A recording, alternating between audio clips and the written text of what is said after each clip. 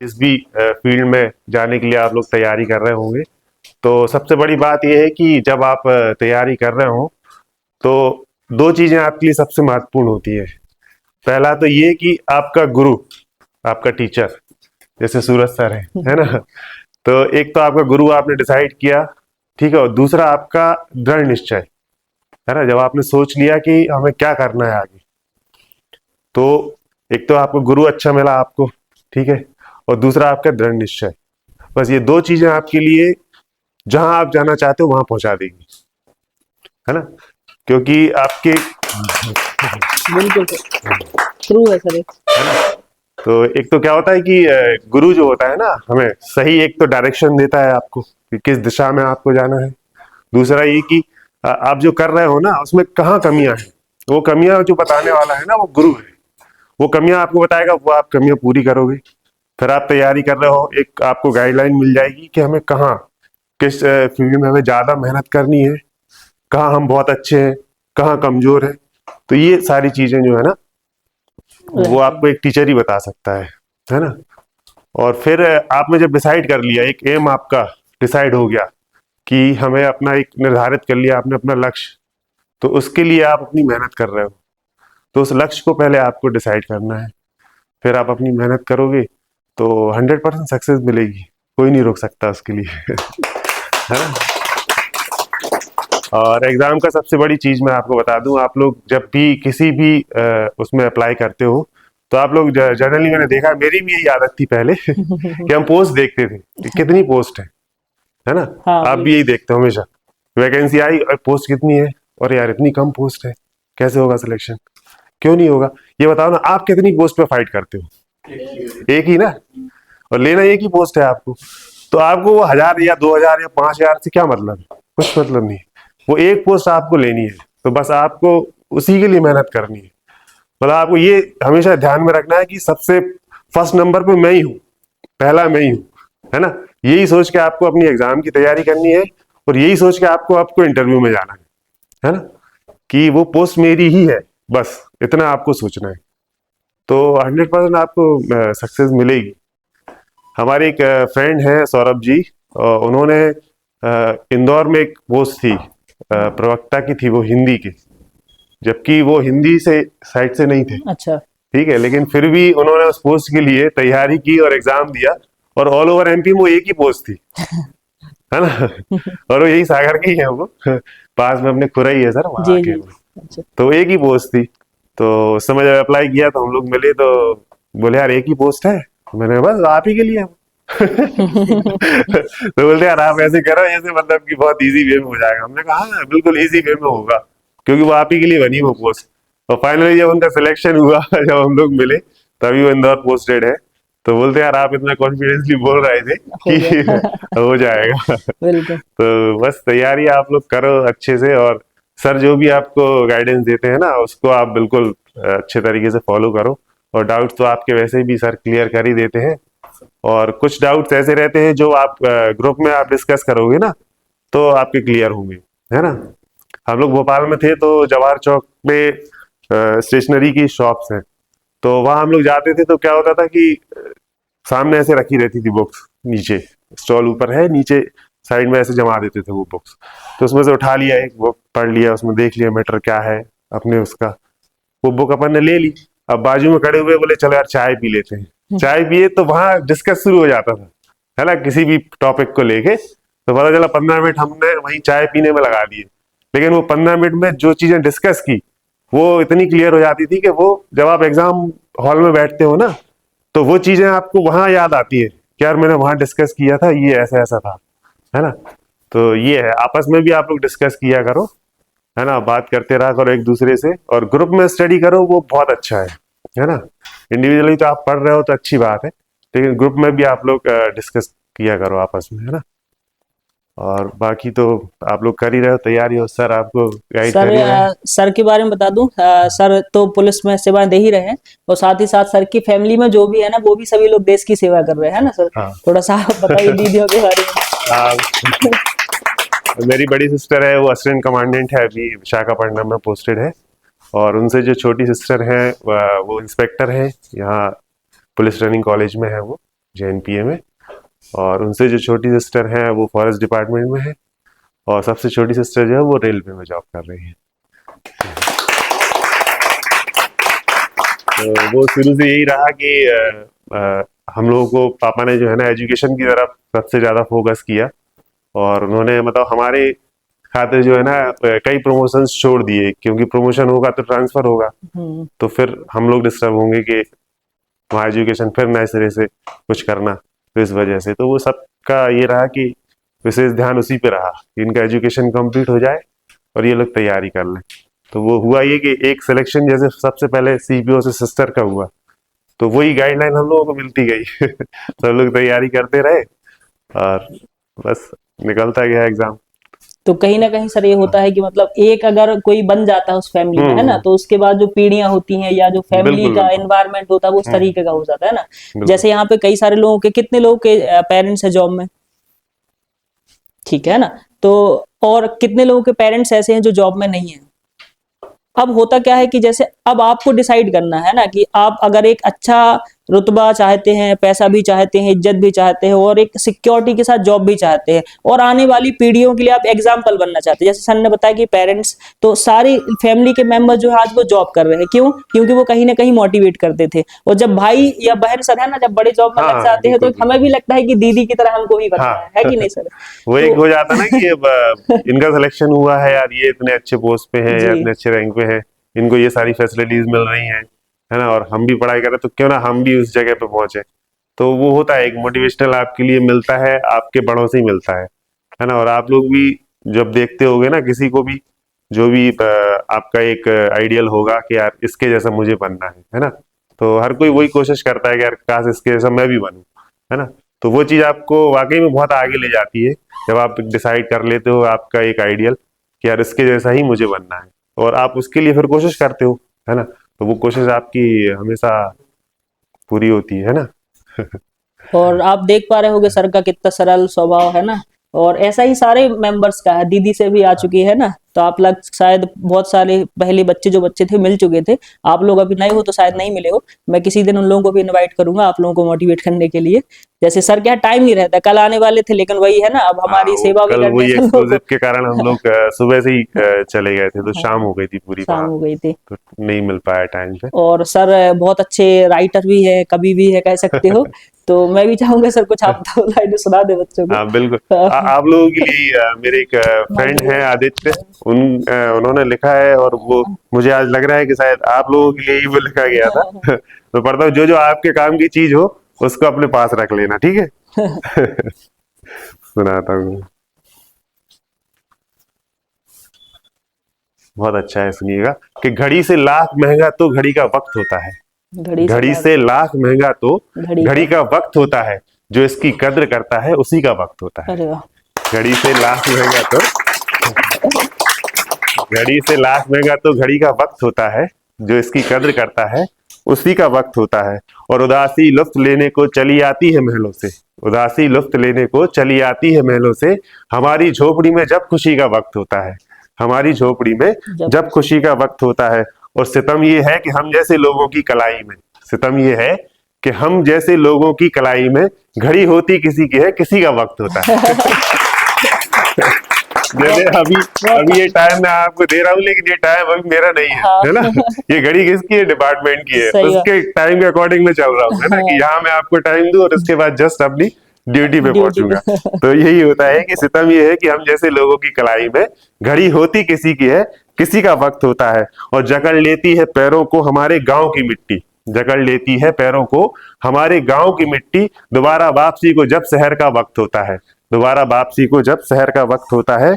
और सुनिएगा कि यही वो उम्र है, यही वो उम्र है जब चाह कर भी मर नहीं सकते, यही वो उम्र है जब चाह कर भी मर नहीं सकते, और यही वो उम्र है जब खुदकुशी का वक्त होता है। अरे वाह।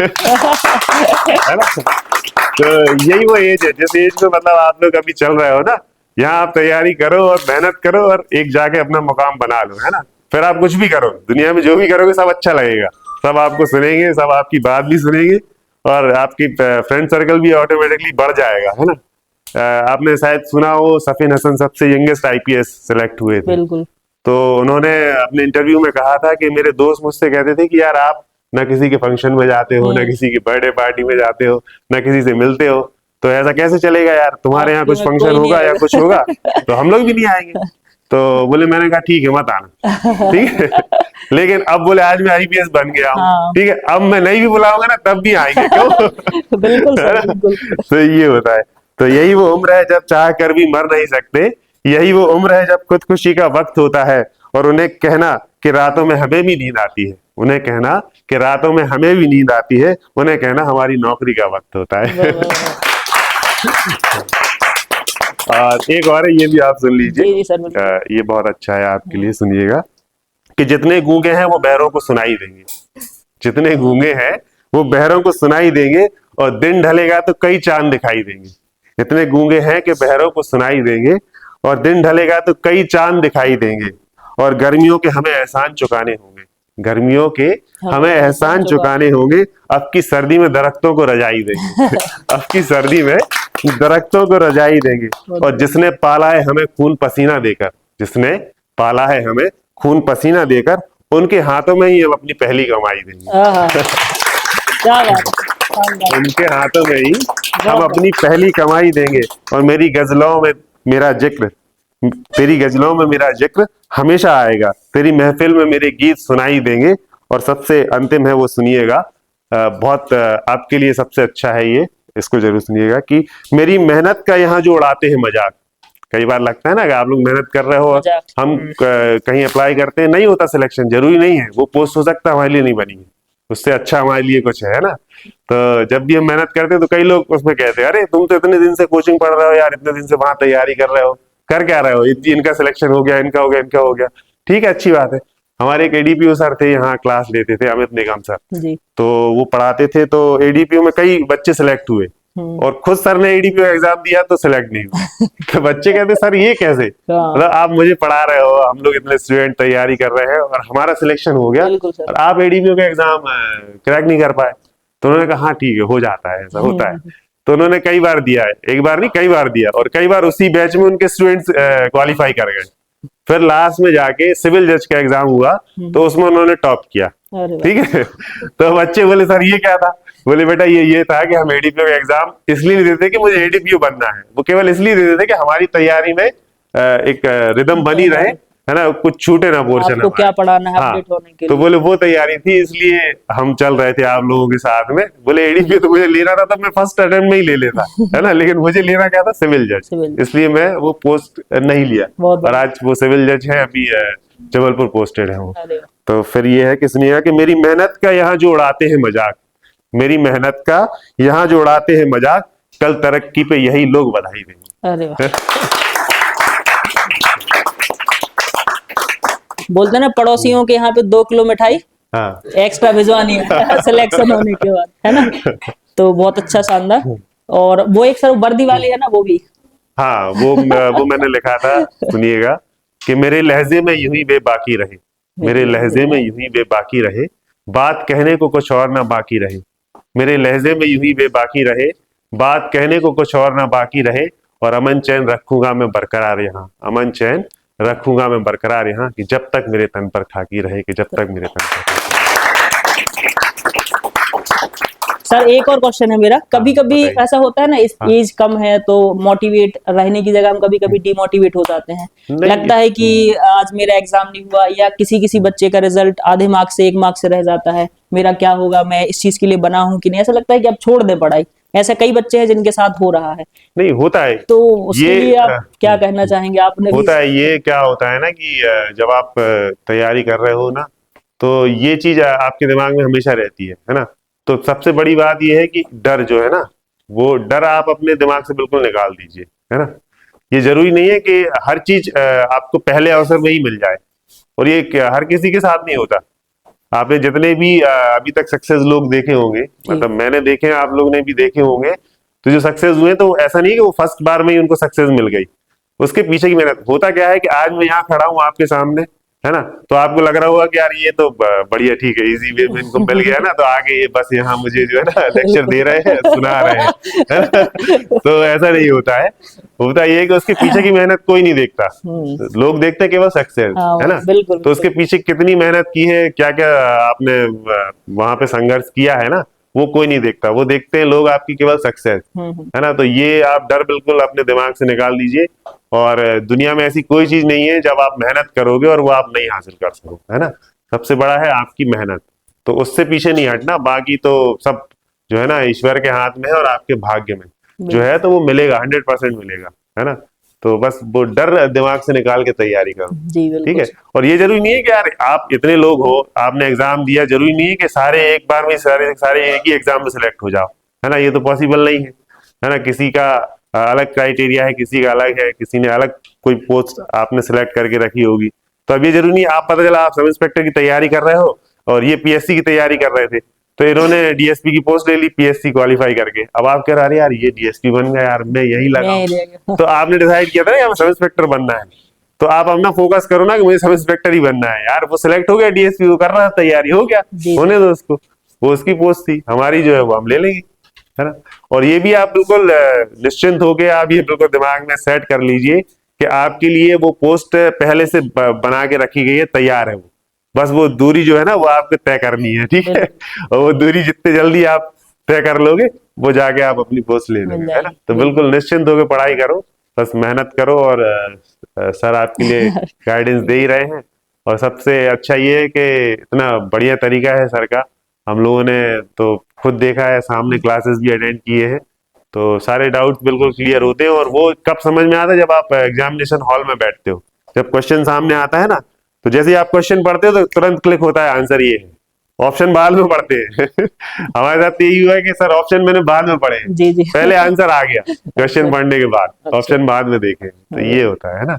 बढ़िया, आप लोग तैयारी करो, और मेरी बहुत बहुत शुभकामनाएं आप सभी के लिए, और बहुत जल्दी आप लोग अपनी जगह एक जो है ना अपना मुकाम बनाओ। सर एक गर्ल्स के लिए आप मतलब ऐसे थोड़ा सा बताइए, कई हाँ। मैंने देखा है ऐसी बहुत सारी बच्ची आती है, यहाँ तक कि कुछ ऐसे प्रॉब्लम भी लेके आती है, पता चला आ भी रही है तो पता चला कोई रास्ते में परेशान कर रहा है, कोई कुछ कर रहा है ना, फिर भी वो आती है कि पेरेंट्स से लड़के आती है, वो बताएंगी तो पेरेंट्स नहीं आने देंगे, और यहाँ रहती है, प्रॉब्लम होती है, मेहनत भी करती है, तो कभी कभी उनको लगता है छोड़ दें, क्यों पढ़े, है ना? पढ़े भी, उस पर भी मेहनत, लेकिन इनको बताइए कि अगर आप ये संघर्ष झेल लेती हैं, ये स्ट्रगल झेल लेते हैं, तो फिर इनकी जो लाइफ होती है वो क्या होती है, और नहीं तो फिर एक अलग लाइफ होती है कि भाई आप एक बढ़िया चूल्हा चौका करो, उसमें ही फिक्स हो जाती है, तो वो नहीं भी होता यही है कि देखो आप देख रहे हो अभी का समाज जो है, आप जी, देख रहे हो, जी, जी, है ना? इसमें मतलब आपको खुद स्ट्रांग बनना पड़ेगा, है ना? इंटरनली आपको स्ट्रांग बनना पड़ेगा, तभी आप जाके, ऐसा नहीं कि जॉब में आने के बाद भी कई बार आपको कई सारी समस्याएं झेलनी पड़ेंगी। ऑफिस जब में हम भी। लोग फेस कर रहे हैं तो सोचो आप लोग को भी फेस करनी पड़ेगी, जी, जी, क्योंकि हर टाइप के व्यक्ति आपको मिलेंगे। ऐसा नहीं कि आप यहाँ आ रहे हो कोचिंग क्लासेस तो में आ भी रहे हो तो उसमें आप सिलेक्ट होने के बाद पोस्ट ले लोगे, आप वहां जिस डिपार्टमेंट में आप जॉब करोगे वहां भी आपको हर टाइप के लोग मिलेंगे, तो आपको इंटरनली खुद स्ट्रांग बनना पड़ेगा, है ना? और दूसरी चीज ये कि कभी भी फैमिली से कोई बात छुपाना नहीं, सही बात, ये तो हमेशा आप ध्यान रखना। आप लोग ये सोचो कि नहीं हम फैमिली में किसी डील को कर ना लो बताएं, खुद ही। है ना, और हम खुद से ही अपने कर लें, वो तो ठीक है, अच्छी बात है, आपको खुद से तो करना ही है। लेकिन अगर कोई आपको ऐसी प्रॉब्लम मेजर समझ में आ रही है और ऐसा लग रहा है आपको, तो आपकी फैमिली से जरूर आप डिसाइड करना, है ना, मतलब डिस्कस जरूर करना कि ये प्रॉब्लम हमको ऐसे आ रही है ना, तो वो उस पे जो सोल्यूशन उनका होगा ना, वो आप नहीं सोच पाओगे, क्योंकि उनकी जो उम्र है ना उसमें उनका जो एक्सपीरियंस है वो काम करता है, ठीक है? आप उस चीज को धीरे धीरे समझ पाओगे, है ना, जब आप उस एज पे पहुंचोगे, तब तक तो बहुत टाइम निकल जाएगा। तो आपको अपनी फैमिली से भी डिस्कस करना है, कभी नहीं छुपाना किसी भी बात को, है ना, जो भी है आप उनसे शेयर करो। कई बार यही होता है ना सर जी सर, कि हमारे दिमाग में चल रहा होता है कि अरे क्या हो रहा है, क्या हाँ, नहीं हो रहा है, कैसे करेंगे, क्या करेंगे, जी, जी, और उसी में आप धीरे धीरे धीरे क्या डिप्रेस होते जाते डिप्रेस हैं। हो जाते हैं, तो डिप्रेस नहीं होना है अपने को, है ना, बताना है, बिल्कुल भी डिप्रेस नहीं होना है। आप डिस्कस करो, जब आप परिवार से डिस्कस बिल्कुल। करोगे तो आपका खुद मन हल्का और होगा, आप लोगों और को कोई भी चीजों का प्रॉब्लम आपको, है तो आप हाँ मुझे भी बता सकते हो, सर भी बिल्कुल, है, सर के यहाँ पे दीदी भी है, बहुत सारे लोग हैं, हाँ। कोई प्रॉब्लम नहीं है ना, ऐसा अगर लगे तो आप बता सकते हो, है ना, तो क्योंकि कभी भी ऐसे कुछ मैंने भी देखा है प्रॉब्लम बहुत आती सारे है तो बच्चों का। हमारा जो डायल 112 है उस पर आप कॉल करिए, है ना, सिटी के अंदर 5 मिनट के अंदर